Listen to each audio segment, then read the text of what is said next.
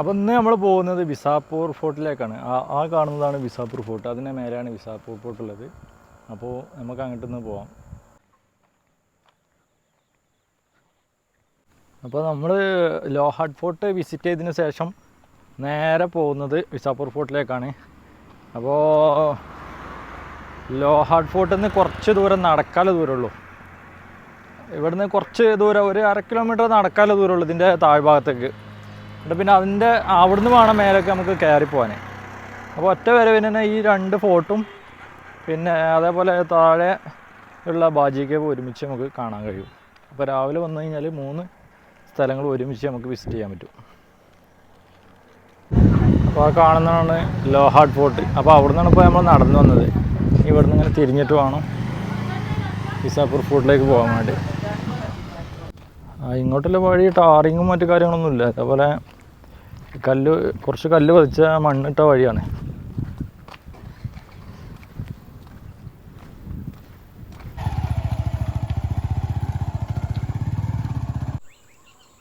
ഈ ഫോർട്ടിലേക്ക് ഇങ്ങനെ പോകുമ്പോൾ നമ്മൾ മുകളിലേക്ക് നോക്കും, വെള്ളം ഒലിച്ച പാടുകളാണ്. അപ്പോൾ മഴക്കാലത്ത് ഇതിൽ കൂടെ ഇങ്ങനെ വെള്ളം ചാടുന്ന കാണാൻ നല്ല രസമായിരിക്കും. അപ്പം ഇപ്പോൾ മഴയും കാര്യങ്ങളൊന്നും ഇല്ലാത്തതുകൊണ്ട് വെള്ളമില്ല.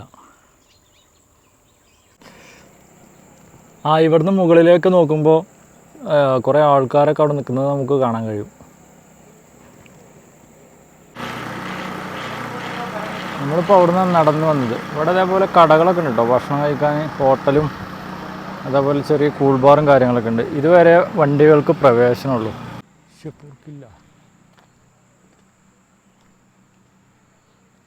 അപ്പോൾ അവിടെ വന്ന ആൾക്കാരോട് ഞാൻ ചോദിച്ചപ്പോൾ ഇവിടെ ടിക്കറ്റും കാര്യങ്ങളൊന്നും ഇല്ലയെന്ന് പറഞ്ഞു.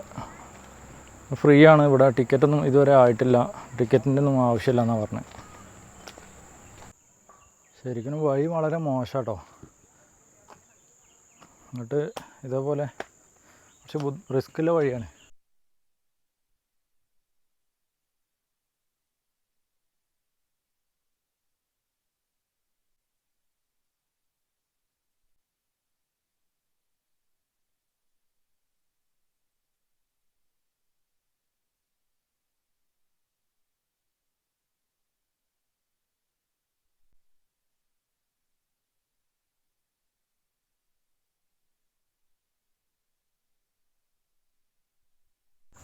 കോട്ടയിലേക്ക് ഇറങ്ങി ഒരുപാട് നടക്കാനുണ്ട് കേട്ടോ. അത് കുത്തനെയില്ല കയറ്റങ്ങളാണ്. ഫുള്ള് ഇതേപോലെ പാറക്കല്ലാണ്. അതിന് ചവിട്ടി വേണം മേലേക്ക് വരാൻ. മഴക്കാലമായി കഴിഞ്ഞാൽ ഇതിൽ കൂടെ വെള്ളം ഒലിക്കും. ഇപ്പോഴും ചെറുതായിട്ട് വെള്ളമൊക്കെ ഉണ്ട്.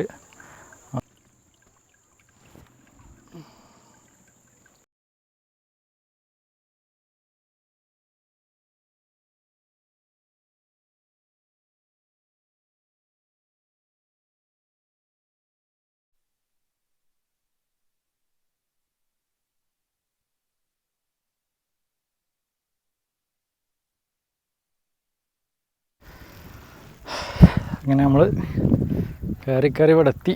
ഒരു വിധം നല്ല ക്ഷീണമാണ്. നല്ല ഉയരത്തിലാണ് ഇത് സ്ഥിതി ചെയ്യുന്നത്. ഇതാണ് നമ്മൾ വന്ന വഴിയാണ്. അപ്പോൾ അവിടെ ഗ്രൗണ്ട് പോലെ കണ്ടില്ല, അവിടെയാണ് വണ്ടിയൊക്കെ പാർക്ക് ചെയ്യുന്ന സ്ഥലം. അവിടെ നിന്നാണ് ഇപ്പോൾ നമ്മൾ നടന്ന് കയറി ഇങ്ങനെ വന്നത്. ദൂരം കുറവാണ്, പക്ഷെ നല്ല കുത്തനെയുള്ള കയറ്റമാണ്.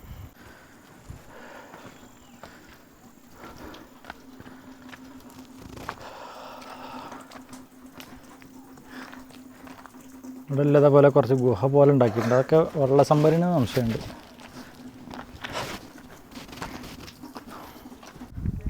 നമ്മളിപ്പോൾ അതിലേക്ക് കയറി വന്നത്. ഇവിടെ നിന്ന് ഇങ്ങനെ വലത്തോട്ടും പോകാം, നേരെ മേലോട്ടും പോകാം. ഇപ്പോൾ നമ്മൾ മേലോട്ടാണ് പോകുന്നത്. പിന്നെ കറങ്ങിയിട്ട് വേണം നമുക്ക് അപ്പുറത്തെ സൈഡിൽ കൂടെ, ആ സൈഡിൽ കൂടെ തിരിച്ചു വരാൻ. അപ്പോൾ എല്ലാ ഭാഗവും കവർ ചെയ്ത് പോരാൻ പറ്റും. ഇവിടെ മുകളിലെത്തിക്കഴിഞ്ഞാൽ ഏകദേശം നിരന്ന സ്ഥലമാണ് കേട്ടോ. ഈ ഭാഗങ്ങളൊക്കെ നിരന്ന സ്ഥലങ്ങളാണ്. ഇവിടെ കുറച്ച് കുന്നുപോലുള്ള ഭാഗങ്ങളുണ്ട്. എന്നാലും നമുക്ക് കാണാനുള്ള സ്ഥലങ്ങളൊക്കെ ഏകദേശം നിരന്ന സ്ഥലങ്ങൾ തന്നെയാണ്. ഇവിടെ നല്ല ഹൈറ്റിലായതുകൊണ്ട് അത്യാവശ്യം കാറ്റുണ്ട്. എല്ലാ കോട്ടയിലും ഇതേപോലെ വെള്ള സംഭരണി ഉണ്ടാക്കി വെച്ചിട്ടുണ്ട് കേട്ടോ. അത് ഓട്ടോമാറ്റിക് ഉണ്ടായ കുഴിയൊന്നുമില്ല, ഇതിനായിട്ട് വെട്ടിയുണ്ടാക്കിയ കുഴികൾ തന്നെയാണ്. ഇവിടെ ഒന്നുണ്ട്, അതേപോലെ അപ്പുറത്തൊന്നുണ്ട്, അതേപോലെ ഇനി അപ്പുറത്തുണ്ടോയെന്ന് നമുക്ക് പോയി നോക്കാം. ഈ കുഴികളൊക്കെ വെള്ളം ശേഖരിക്കാൻ വേണ്ടി വെട്ടിയുണ്ടാക്കിയതാണ്. അല്ലാതെ ഇത് ആദ്യമേ നല്ല കുഴിയൊന്നുമില്ല. കാരണം അതിൻ്റെ സൈഡൊക്കെ കണ്ടാൽ മനസ്സിലാവും. ഇവിടെയൊക്കെ നിരന്ന സ്ഥലമാണ്. ഇതിൻ്റെ അപ്പുറത്ത് ഇതേപോലെ ഒരു മല കാണുന്നുണ്ട്.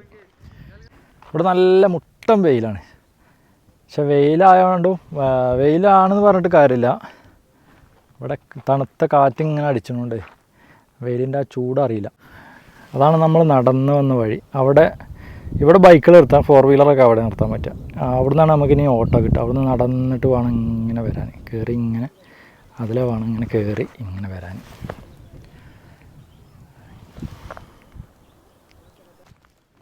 ഇനി നമുക്ക് ഈ ഫോർട്ടിൻ്റെ ആ ഭാഗത്തൊന്ന് പോയി നോക്കാം.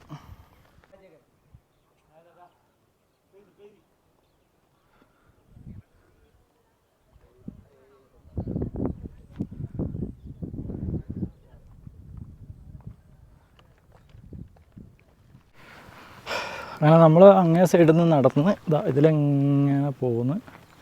ഇപ്പോൾ ഇവിടെ എത്തിയിട്ടുണ്ട്. നേരെ ഓപ്പോസിറ്റ് സൈഡ് എത്തിയിട്ടുണ്ട്. ഇനി ഇതിലും കൂടി ഒന്ന് പോയിട്ട് വേണം നമുക്ക് തിരിച്ചു പോകാൻ. നമ്മൾ വന്ന വഴിയാണ് കണ്ടോളി. ഫുള്ള് കല്ലെറിഞ്ഞ വഴി. ഇത് ശരിക്കും വഴിയല്ല, ഇത് വെള്ളം ഒലിച്ചു പോയിട്ടുണ്ട്. ആ കല്ലിൻ്റെ ആ ഒരു ഭാഗങ്ങളില്ലേ, അതിലെ ചവിട്ടി വേണം, ആ പടവുകളാക്കിയിട്ട് വേണം നമ്മൾ വരാൻ. ശരിക്കും ഈ കോട്ടയുടെ കുറേ ഭാഗങ്ങളൊക്കെ അവിടെ ഇവിടെയൊക്കെ പൊളിഞ്ഞിട്ടുണ്ട്. അതായത് ഈ ഭാഗം പൊളിഞ്ഞിട്ടുണ്ട്, ആ ഭാഗങ്ങൾ.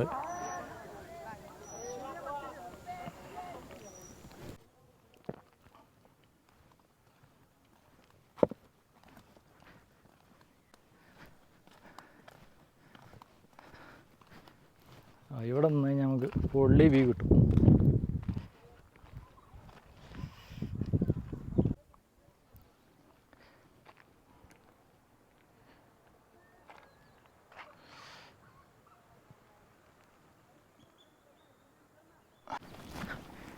ശരിക്കും ഈ ഫോട്ടോ നിൽക്കുന്ന മലയൊക്കെ അടിയിൽ നിന്ന് ഇങ്ങനെ മൊത്തത്തിൽ ഇങ്ങനെ പൊന്തി വന്നൊരു മലയാണ്. അതായത് അടിയിൽ നിന്ന് നേരെയുള്ള മലയാണ്, ഒരുപാട് ചെരിവൊന്നുമില്ലാത്ത മലയാണ്. അതുകൊണ്ട് തന്നെ എത്ര ദൂരത്തുനിന്ന് പെട്ടെന്ന് കാണാൻ കഴിയും. നമ്മൾ ട്രെയിനിൽ യാത്ര ചെയ്യുകയാണെങ്കിലും ഒക്കെ ദൂരത്തുനിന്ന് പെട്ടെന്ന് കാണാൻ കഴിയും. അതേമാതിരി ആ കോട്ടയുടെ ആ കെട്ടുകളുണ്ടല്ലോ, ആ കാണുന്ന കെട്ടുകൾ നമുക്ക് ഇതേപോലെ ആ സൈഡിൽ കെട്ടിയതുകൊണ്ട് ദൂരത്തുനിന്ന് കാണാൻ കഴിയും. നമ്മുടെ നാട്ടിലെ മലകളൊക്കെ പറഞ്ഞാൽ ചെറിയ ചെരിവ് ഇങ്ങനെ പൊന്തി ഇങ്ങനെ കൂടി വരികയല്ലേ ചെയ്യുക. ഇതങ്ങനെയല്ല, ഇത് അടിയിൽ നിന്ന് ഒറ്റയടിക്ക് പൊന്തി നിൽക്കുന്ന പോലെയാണ് ഇവിടുത്തെ മിക്ക മലകളും. അതാണ് ഈ മഹാരാഷ്ട്രയിലെ മലകളെ ഒരു ഭംഗി എന്ന് പറയുന്നത്. ഇവിടെയൊക്കെ കൂടുതലുണ്ടല്ലോ ഇതേപോലെ കല്ലുകളും കാര്യങ്ങളാണ്. ഇതൊക്കെ ഒരു കരിങ്കല്ല് പോലത്തെ, കരിങ്കല്ലിൻ്റെ അത്ര ഉറപ്പില്ലെങ്കിലും അതേപോലെ കല്ലുകളാണ്. അപ്പോൾ വേനൽക്കാലത്ത് ഇവിടെ ഒന്നും പുല്ലൊന്നും ഉണ്ടാവില്ല. ഒരു മഴ അങ്ങ് പെയ്ത് കഴിഞ്ഞാൽ പിന്നെ ആകെ പച്ചപ്പായിരിക്കും. അപ്പോൾ അധികം ഹൈറ്റിലൊന്നും ഇവിടുത്തെ പുല്ലുകൾ വളരില്ല, ഒരു ചെറിയ കുറ്റിപ്പുല്ല് പോലെ ആണ് വളരുള്ളൂ.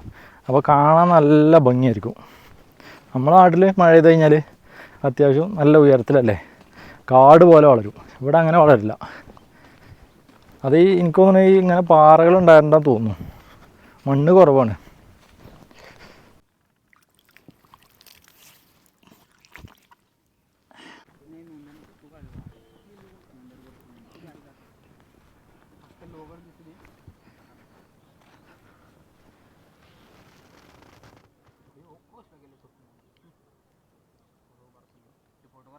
फोटोग्राफर यांचे कॅमेरा आहेत, तुझ्यावर भरोसा नाही राहते मग तू एकदा घाण फोटो काढलास तेव्हापासून मी तुला विचारलं. ഈ വഴിയാണ് നമ്മൾ ഓട്ടോറിക്ഷയ്ക്ക് വന്നത്. ഈ വഴി. അപ്പോൾ നമ്മളിപ്പോൾ അതിലാണ് പോയത്. അതിലെങ്ങനെ പോയിട്ട് കറങ്ങി ഇങ്ങനെ വന്നു. ഇപ്പോൾ ഇതിലെങ്ങനെ പോകും നമ്മൾ. അതിൽ ഈ സൈഡിലൊക്കെ അതേപോലെ കൽപ്പടവുകളുണ്ട്. ഇവിടെ അതേപോലെ വലിയ ഹോളും വ്യൂസൊക്കെ കാണാൻ പറ്റും തോന്നുന്നു. നല്ല പൊളി വ്യൂ അതിൽ നോക്കിക്കഴിഞ്ഞാൽ കേട്ടോ, ആ ഫോർട്ടിൻ്റെ ആ വ്യൂ ഒക്കെ ഇവിടെ നിന്ന് കാണാൻ പറ്റും. ആ പടവുകളും കാര്യങ്ങളൊക്കെ ഒന്നുണ്ട കുത്തനല്ലേ ഇറക്കാണ്. ചാടിക്കഴിഞ്ഞാൽ തവിട് പൊടിയാവും.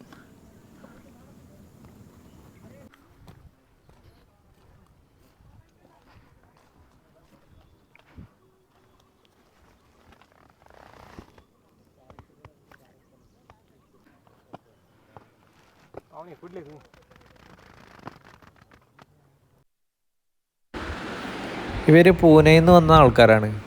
അപ്പോൾ എന്നോട് ചോദിച്ചു എവിടെ നിന്നാണെന്ന്. കേരളത്തിൽ നിന്നെന്ന് പറഞ്ഞപ്പോൾ അവർ പറയാണ് കേരളം അടിപൊളിയല്ലേ, കേരളത്തിൽ നിന്ന് എന്തിനാ ഇങ്ങോട്ട് ടൂർ വരുന്നത്, ഞങ്ങളൊക്കെ അങ്ങോട്ടാണ് വരലെന്ന് പറഞ്ഞിട്ട് അവർ കുറേ നേരമായിട്ട് സംസാരിച്ചു.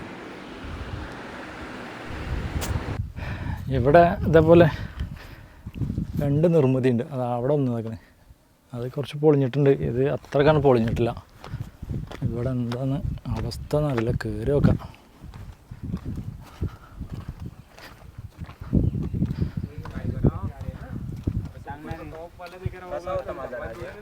भगवान पानी पी लेंगे.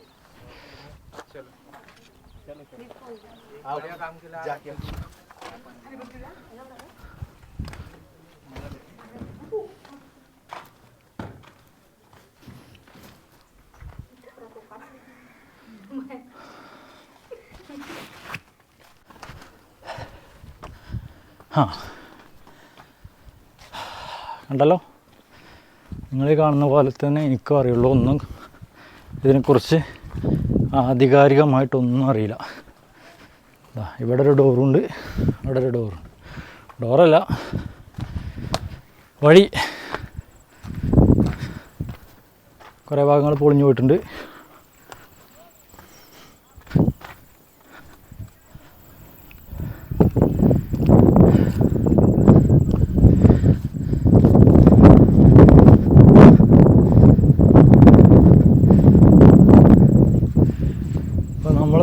നടന്ന് എവിടേക്കേ എത്തിയിട്ടുണ്ട്.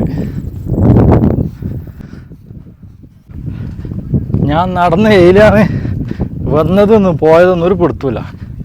അപ്പുറത്തെ കൂടെ എനിക്ക് ഇറങ്ങിപ്പോയത്, പിന്നെ ഇതിലെ വന്നത്. ഇനി കിലോമീറ്ററോളം കിടക്കുകയാണ്. ഭാഗ്യമുണ്ട്, നമ്മൾ നടന്ന് ഏകദേശം കുറുക്കിന് കയറിയതേ കറക്റ്റ് സ്ഥലത്തെത്തിയത്. അല്ലെങ്കിൽ കറങ്ങി അതിലെങ്ങനെ കറങ്ങി വരണ്ടിന് അതിന് ഒരുപാട് സമയം പിടിക്കും. നമുക്ക് നേരെ വീട്ടിലേക്ക് പോവാം. ഇവിടെ ഒന്നും ശരിയാവില്ല.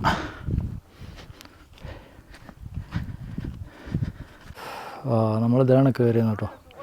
അവിടെ ഇങ്ങനെ കയറിപ്പോയി തിരിച്ചിങ്ങനെ ഇതിലെ വന്ന് അതിലെങ്ങനെ പോയി ഈ കുന്നിൻ്റെ അപ്പുറത്ത് കൂടെ കയറി പിന്നെ ഇങ്ങനെ കറങ്ങി വരണ്ടീന്. പക്ഷേ ഞാൻ നേരെ ഇങ്ങോട്ട് കയറി, അല്ലെങ്കിൽ നമുക്ക് അങ്ങോട്ട് പോകാൻ സമയമില്ല. നമുക്ക് തിരിച്ചു പോകാനല്ല, ട്രെയിൻ ബുക്ക് ചെയ്തുകൊണ്ട് നമുക്ക് സമയമില്ല. നേരെ പൂനെ പോയിട്ട് വേണം. പൂനെ 6:45 ട്രെയിന്. അപ്പം നമ്മൾ നേരെ പൂനെയിലേക്ക് എത്തേണ്ടതുണ്ട്. അപ്പോൾ തന്നെ സമയം 2 മണി 3 മണി 2:30 ആയി. ഇനി പൂനെയിൽ എത്തിയിട്ട് വേണം അവിടുന്ന് പോകാൻ.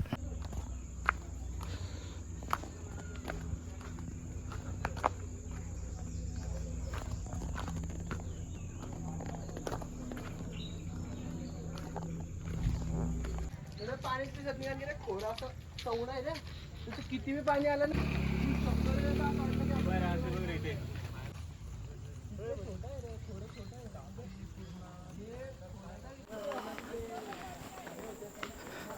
അപ്പോൾ നമ്മൾ തിരിച്ച് ട്രെയിൻ കയറാൻ പോകുന്ന സ്ഥലത്തേക്ക് തിരിച്ചു പോകുന്നത് നടന്നാട്ടോ. ഇങ്ങോട്ട് വന്നത് ഓട്ടോറിക്ഷക്കായിരുന്നു. ഏകദേശം 5.5 കിലോമീറ്ററോളം നടക്കാനുണ്ട്. നമുക്ക് സമയമുണ്ട്, ട്രെയിനിന് സമയമുണ്ട്. അപ്പോൾ നമുക്ക് വണ്ടിയൊന്നും കിട്ടിയതുമില്ല. വണ്ടി ഏതെങ്കിലും കിട്ടുകയാണെങ്കിൽ ഷെയറായിട്ട് കിട്ടണം. നമ്മൾ ഒറ്റയ്ക്ക് പോകുകയാണെങ്കിൽ 500-600 രൂപ ആ ചാർജ് ഈടാക്കും അവർ. അപ്പോൾ ഷെയറായിട്ട് പോകുകയാണെങ്കിൽ 200 രൂപ ആവുള്ളൂ. കുഴപ്പമില്ല, സമയം ഉണ്ടായതുകൊണ്ട് നടക്കുകയാണെങ്കിൽ കുഴപ്പമില്ല. കൂട്ടിന് ഇഷ്ടം പോലെ ആൾക്കാരായിരിക്കും, നടക്കാൻ ഇഷ്ടം പോലെ ആൾക്കാരുണ്ട്. അതുകൊണ്ട് കുഴപ്പമില്ല. ഇന്ന് ഞായറാഴ്ച ആയതുകൊണ്ടാണ് ഇത്രയും ആൾക്കാർ.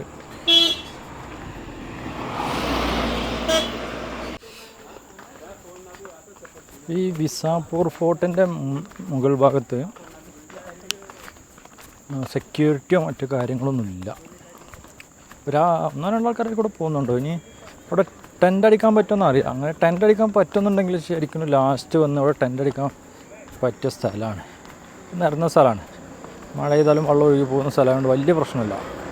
അവിടെ നല്ല ടെൻ്റ് അടിക്കാൻ പറ്റിയ നല്ലൊരു ഏരിയ ആണ്. പക്ഷെ അവിടെ ടെൻ്റ് അടിക്കാൻ പറ്റുമെന്നറിയില്ല. നിയമപരമായിട്ട് എന്തെങ്കിലും പ്രശ്നമുണ്ടോ എന്നൊന്നും അറിയില്ല.